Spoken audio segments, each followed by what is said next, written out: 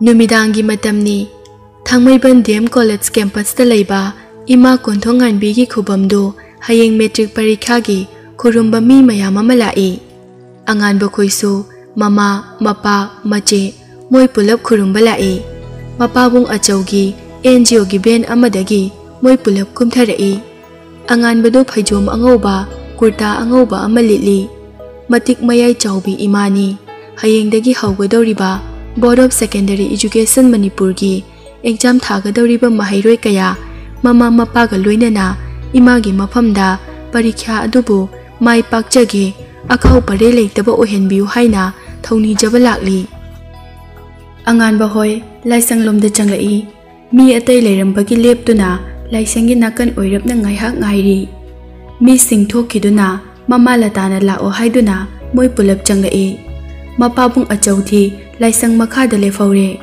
Mama मचे अमदि अंगानबगा लाइसंग मथक्ता काखतुना mama लताना हई लई फजन थेंजनदुना मैरा चुदुना सेम सारी मचे विक्टोरियाना ममा की मतेंग पांगली सेम साबा लोइरदुना ममा लताना बुंगो लाओ लाओ इमादा खुरुमु लाओ अंगानबा चंगसिनदुना खुरु कुंदुना ngaklo khajangduna khurumi लाइबकना मालेमदा सोकलदुना अंगानबा हौगलई ममा लताना लाओ लाओ हाइरु खरा अमाइबना पिरकपदु लौदुना लाइसंगदगी कुमथरगा चंपल तोंगसिनदुना थोगलई जोली ममा मपागा लोइनना मकोइसु खुरुंबगी लाई गेटता चंगलई अंगानबा खोइसु थोगलकले नुंगदांगा ओइबना मैसु फजना nganna थानबा ओइदबना मी कया उनदे जुलीगा अंगानबगा गेटता थैनै अदुबु मोय अनिमक अमता उनदे अदुम मागी चटफम थोकपा चटनखि नोंगाले अंगानबा परीक्षा चटनबा कन्ना लोइसिली विक्टोरियाना मौपागी चाननबा कन्ना सेमली मांगोलदना ममाना इसिंग पिकथना हापा खुजाय अमगा लई खरगा थमदुना मचागिदमक होनरी अंगानबा चाखुम चंगलक्तुना टेबल मचादा मचेना मागी चाक थीदुना थमलिबदु टूलदा फमथदुना चाबा हवी मचेने इसिंग हाइबिरी मपा अचौना थोलोको असी हाइरमलगा थोखी अंगानबा मंगोलदा थोलई ममा लताना नंगी कोलोम एनमी कार्ड का लोइना सुरेको हापबा नत्रो सुरेमा विक्टोरियाना खोंगुपतो कोना दोंगो लाइहाना खुरुमो अंगानबा ममाना इसिंग पिकथना हापलबा खुजाई हई लई मई कत्तुना निंथीजना थमलिबा अदु खु लैतादुना खुरुमी अदुगा हौगलक्तुना मबुदोगी फोटो थेलिबा अदुदा अमु खुरुमजै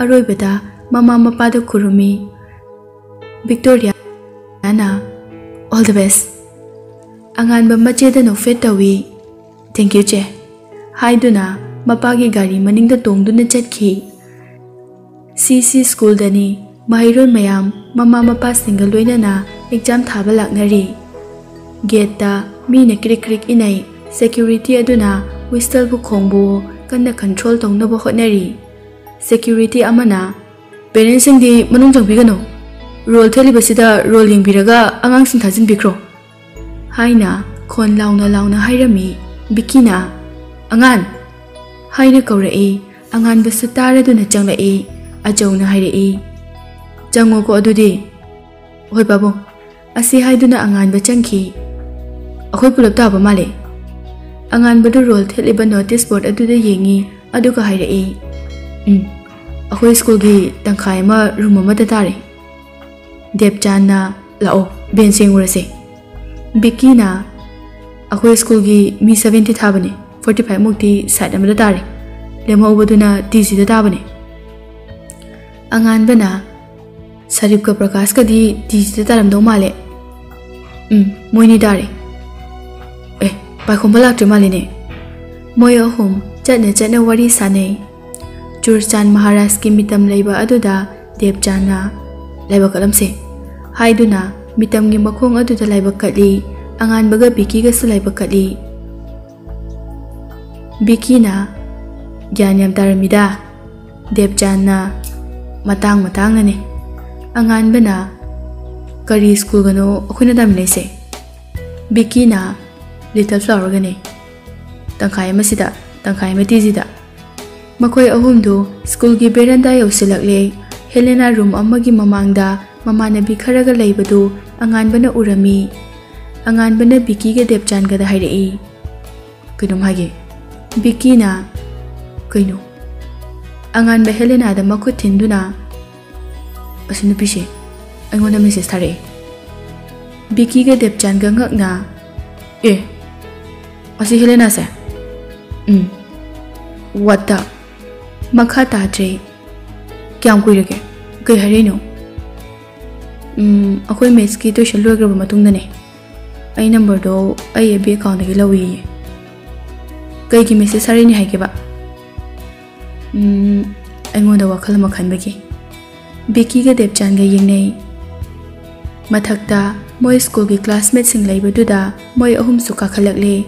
Helena anganba ka khalakpadu urai chepthaduna yinghawi. Vicky na Debchan da tumina hairei. Exam loiraga tapna hairase. Mathaki classroom amagi mamangda moigi school gi mayam laibaduda moi ahum punna changlai.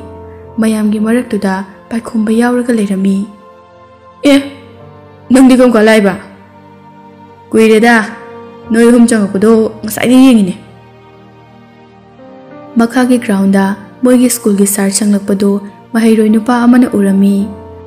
Sar du khut khalai mahairoi aduna mayam da hairei. Sar dayana laoye.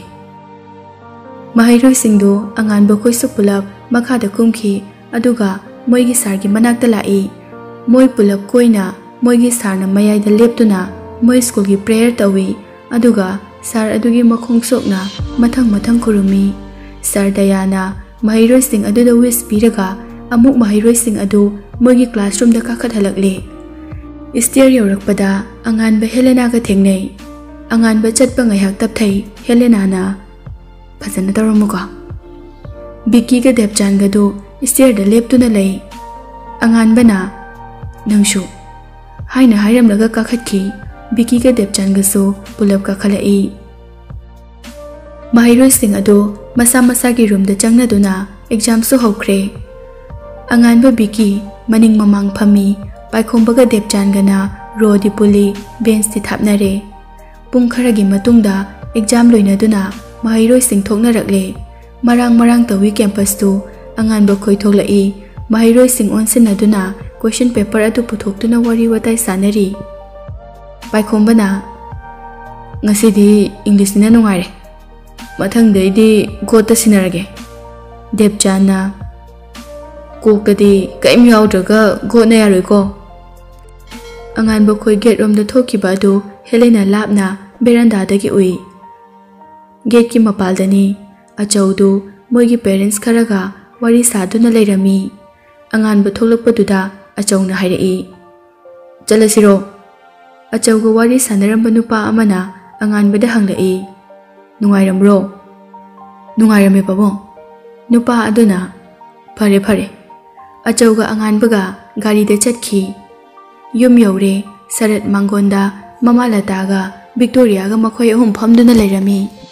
Achauna gari thaujilaklaga sumang da khami. Anganbana Sarat leirambadu ubada Mangol da changlaklaga harauna. Mama kyam kuirage? Nga oire kamai taurama ba? Phajana irami maman. Mathangi subject singsu phajana tawduni ko. Hoi maman. Achausu changlaktuna fami.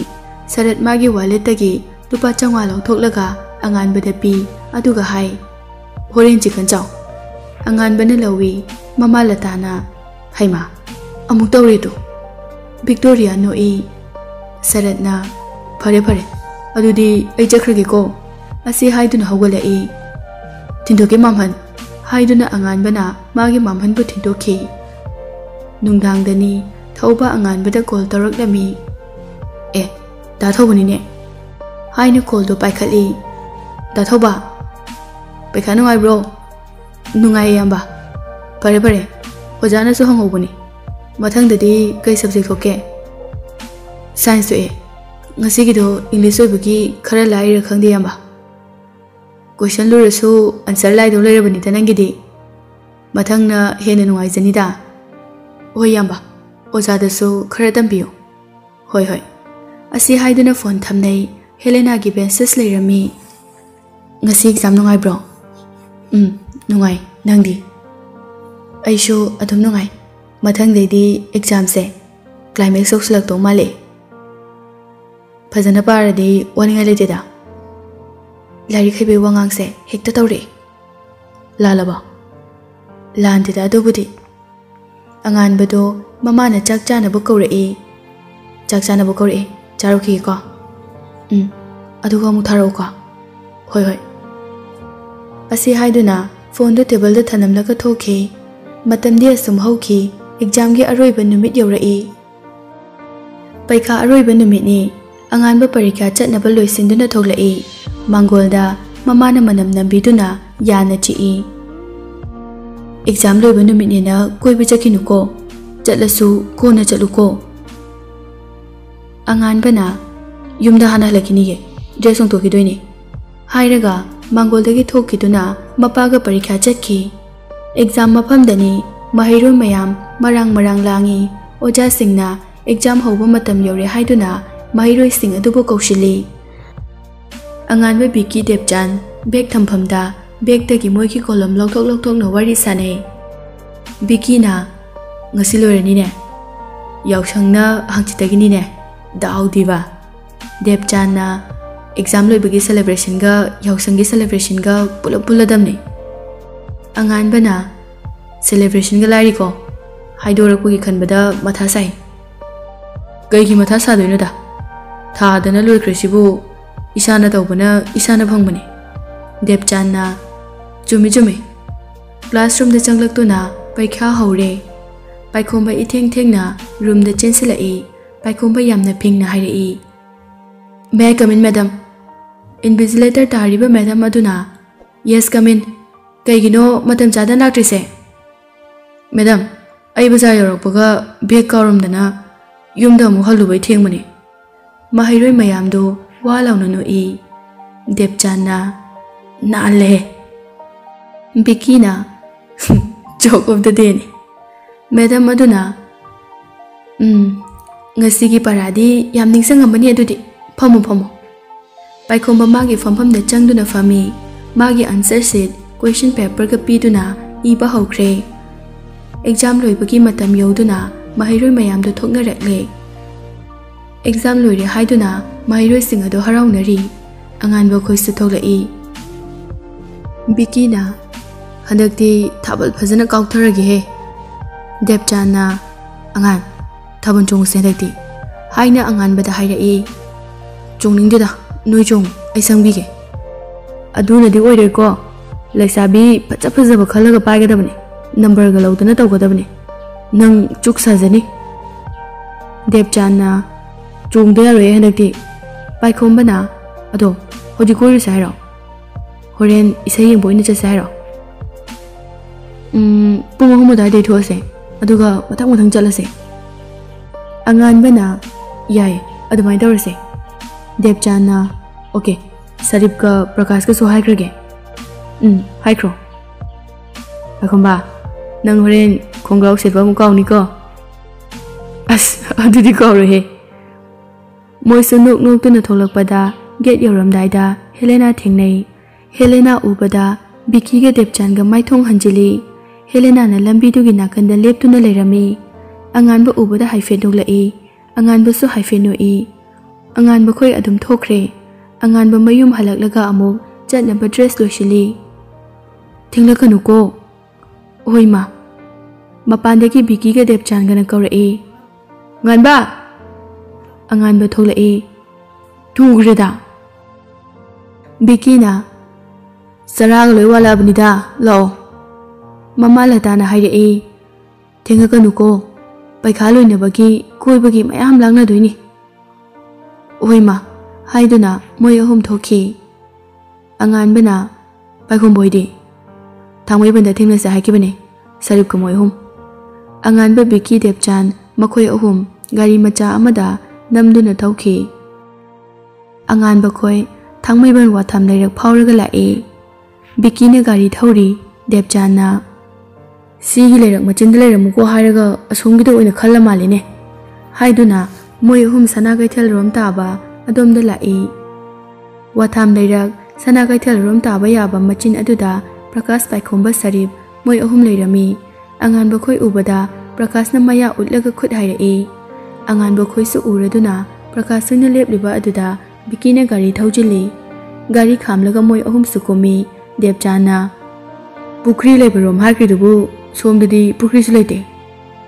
Prakash na khangde Paikhomba na hairakpane Bikina sigi joke of the day se yadrabane Sarip na akoi se kai sa jaino Prakash na thamoi benjing kaushira Bikina lauthalai chalo he na tai chadaba paikha loibagi koilang langdana koisa chatana nupi phajaba yengdana tawdo sida mi mayam asi chatnaramgani akoina kanamta su leithabadada chingkadana dress kanana selai se humangna chotharoidra